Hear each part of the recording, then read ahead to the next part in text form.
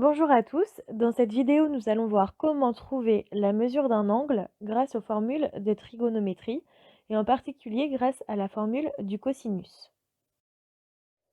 Pour commencer, nous allons comme à chaque fois lister les données que nous avons sur ce triangle ABC.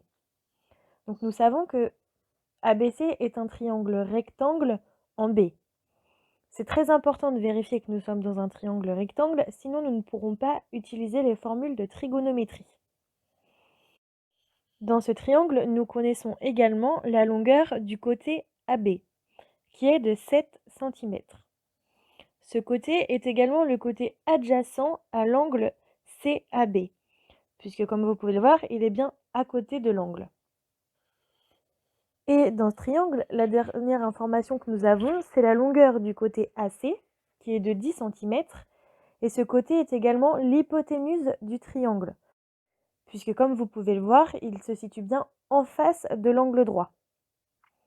Dans ce triangle, nous connaissons donc deux longueurs et nous cherchons bien la mesure d'un angle, l'angle CAB.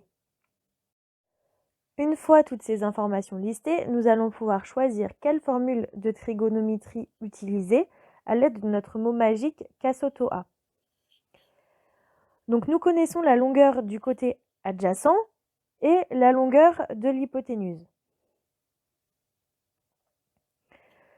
Nous pouvons voir dans Casotoa que l'hypoténuse se retrouve à la fois dans K et dans SO.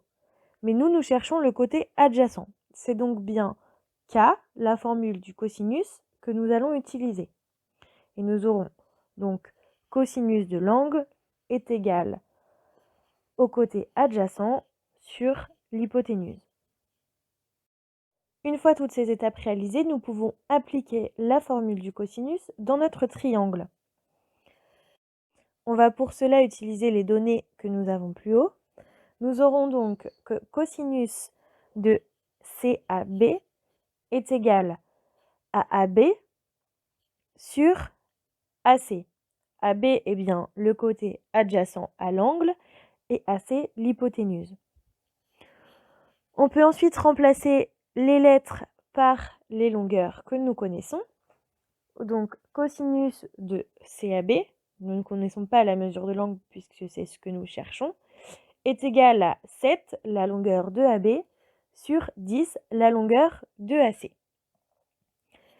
Et pour trouver la mesure de CAB, nous allons faire que CAB est égal à arc cos de 7 sur 10. Si vous ne vous souvenez plus comment faire cela sur votre calculatrice, nous avons une vidéo sur notre site qui vous le rappellera. Et donc, une fois cela tapé sur notre calculatrice, nous pouvons voir que CAB a une mesure environ égale à 46 degrés. Merci à vous d'avoir regardé cette vidéo. Vous pouvez retrouver toutes nos autres vidéos sur la trigonométrie sur notre site internet. Nous vous souhaitons bon courage et bonne révision.